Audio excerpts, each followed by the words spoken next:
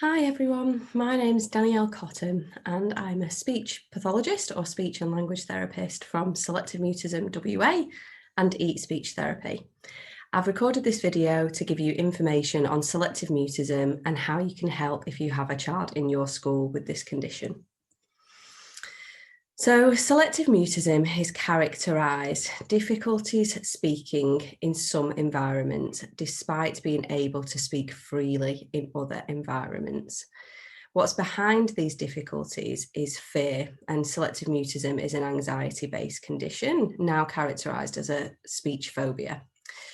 So what you'll see is an individual who speaks freely at home usually, but at school is silent and unable to engage in conversation, answer questions, engage in reciprocal turn taking with conversation. The difficulties will have been present for more than 1 month. The difficulties are affecting social and academic progress, which also makes selective mutism a special educational need, which means that a plan is required with school or the educational setting to provide supports for that individual. And the difficulties with speaking are not better explained by any other communication or social interaction difficulties, but that doesn't mean that selective mutism cannot occur in the context of other speech, language and communication needs. Often it does occur with these difficulties, and also it can occur with other things like sensory processing difficulties, behavioural needs, difficulties with sleep, eating are often other things that parents will report to me that their children may also be experiencing, but sometimes it is specific just to speech anxiety. So there are a couple of different types of presentation for selective mutism, and generally children will have quite strict rules that govern their fear about whether they are able to speak in certain environments or with certain people. So your high profile selective mutism is children that are completely silent in some environments despite being able to speak confidently in others. Whereas low profile SM is where children may be able to give some minimal responses to questions. So these children often fly under the radar because they're considered just quiet children, and it might not be picked up, but over time it can develop into high profile selective mutism. So these students may be able to answer yes or no or some single word responses, but they're not engaging in reciprocal conversations like other students. And what's happening for these students is their fear of disapproval outweighs their fear of speaking in those situations. So they're able to speak with some minimal responses, but certainly not feeling comfortable to do so. And these children are really at risk of being missed or treated incorrectly as part of their treatment programme. In the classroom, the sorts of difficulties that you will see with selective mutism are a bit like an iceberg. So on the surface, these children will be quiet, they won't be responding to verbally to questions, but there's so much else going on under the surface for them as well. So you may see that they speak with peers, but not adults. Some children also cannot speak to peers. What you might see is this frozen or rabbit in the headlights type visual appearance. And what's happening there is that freeze response of the body's autonomic nervous system fight, flight, freeze reflex. And they're literally frozen in fear and their voice boxes are frozen. So children will often describe a sensation of their throat being closed or the voice box just not working. They may or may not be able to use non-verbal communication. So some children will be able to respond with a head nod or shake, but other children, it is still communication, so they might not be able to use any form of communication. Often with anxiety comes working memory difficulties because anxiety impacts that part of our brain. So what you might also find is that these children really struggle to retain instructions that are given, particularly in a whole class way. These children can appear stubborn and willful, so like they don't want to do certain things, but often this is just them attempting to control their anxiety because they're trying to avoid a situation where they know they'll be expected to talk. They can perseverate and take a long time either on tasks or starting to do them. And again, that is due to these anxieties, sometimes perfectionist tendencies around not wanting to get things wrong, so they won't start something, or that they struggle to hear what the instruction was that was given. They can struggle to separate from parents. So a lot of families will tell me that dropping them off at school can be quite a difficult task. And these children might be better equipped to deal with more predictable activities. So things that have a logical sequence or an obvious answer, because there's a definite right response to that, whereas they may struggle with some more of the types of activities that are less obvious in what the expectation is, or if it's more opinion based. So what we now know about selective mutism is that it's a type of phobia. So in the same way that individuals can have a phobia of spiders or snakes, or somewhat irrational phobias of things like dogs or cheese even, we know that when children have selective mutism, the same process is happening for them there. So although the object or activity seems somewhat irrational to be afraid of, the feelings that are invoked when there is an expectation to talk, when they're faced with their fear, are really real. So the body's fight, flight, freeze reflex kicks in. That panic alarm is set off in their brain when they are faced with a situation where they're expected to talk, and they're flooded with these panicky feelings, almost like a panic attack, which freezes their voice box and stops them from being able to communicate. So like with any other phobias, children and young adults will do anything to avoid these situations where they're expected to speak. And because when they do avoid something, that panicky feeling goes away because they're not faced with their fear anymore. Unfortunately, this condition is self-reinforcing because it encourages them to continue to avoid situations where there's an expectation to talk, and continue to not speak because it makes those horrible feelings go away. The good thing about knowing that selective mutism is a phobia is that phobias can be treated, and there are lots that we can do about them. The difficult thing is that because not a lot of people are aware that selective mutism is a type of phobia, is that we don't respond to these individuals in the same way we would if we knew they had a phobia of cats or dogs. So if that were the case, we'd try and make sure that they're not faced with their fear as much as possible. But because it's not widely known that selective mutism is a phobia, we often, in a well-intentioned way, do the complete opposite and try and encourage them to speak, when actually that's the one thing that they're frightened of the most.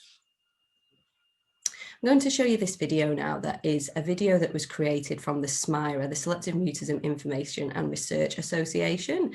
This video can be found in other places online, and there is a wealth of information on the SMIRA website for families and schools working with children with selective mutism.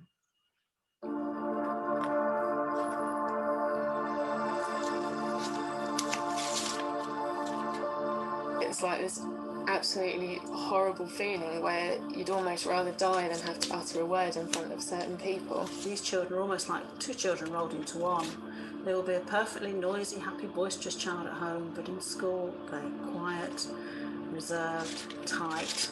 They want to speak. It's not the fact that they don't want to, they'd love to, but it's this angst usually is built up to such a degree that it just doesn't come out. I think it really helps just to be understanding and just try to help.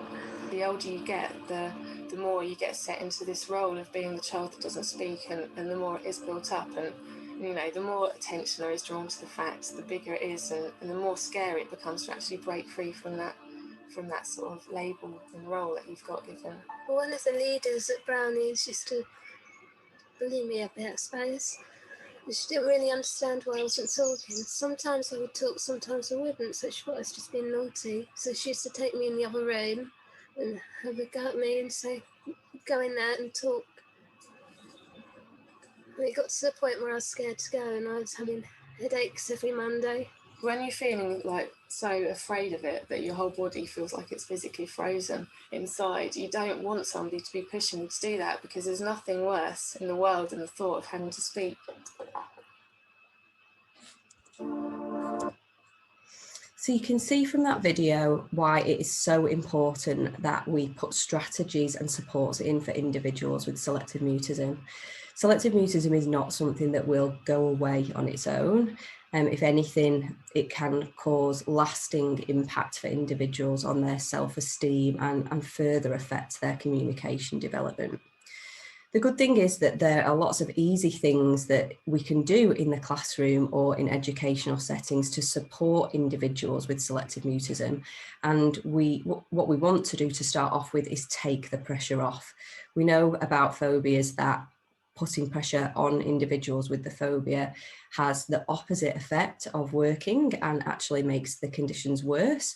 So in the same way we want to treat other phobias, we want to treat selective mutism by first taking off the pressure, which helps individuals to relax and sometimes can be enough to help that individual to gain confidence to speak. But also we might be using these strategies within the context of a program where we are using small steps towards supporting that individual to gain confidence with talking. And you would be doing that with a health professional or somebody that has experience with selective mutism. So the main things that you can do to help remove the pressure in the classroom are to avoid asking them why they don't speak. These children often don't understand about phobias or why it is that they're not speaking, and asking them directly about it can make it feel worse. What we want to do is openly acknowledge their speaking difficulties in private and take the pressure off them by letting them know we're not going to force them to talk. So phrases like, I know it's hard for you to talk right now, and that's okay. I know you're listening and trying to take things in, and you can speak whenever you're ready. There's no rush. These sorts of phrases can be really helpful so that the individual knows that you know how they're feeling and can go into school or education knowing that they don't have to be on the lookout for someone who might expect them to talk. Asking direct questions is something we want to avoid as well. Again, for someone with a speech phobia, this puts pressure on them. So what we can do instead is use statement swaps. So statements like, I wonder, those sorts of phrases are really helpful for individuals with selective mutism. So things like, I love this idea. I wonder where you've seen that before. Or, oh, this is an interesting picture. I wonder what your favorite color is. These sorts of things can really help to provide an opportunity to talk without any expectation, and they help us to engage with these students without putting any pressure on them. Giving too much eye contact is something we want to avoid. So casually looking away whilst we're talking to somebody or engaging in an activity together rather than face-to-face contact, looking at each other directly can be really helpful, because when we look at somebody, it's usually when it's their turn to speak. We want to try and avoid the social conventions like hello, goodbye, please, thank you, because these are often the things that these children have experienced so much pressure with up to now. We will get to these points in a programme, but for the moment, I will be taking the pressure off these when you're starting out.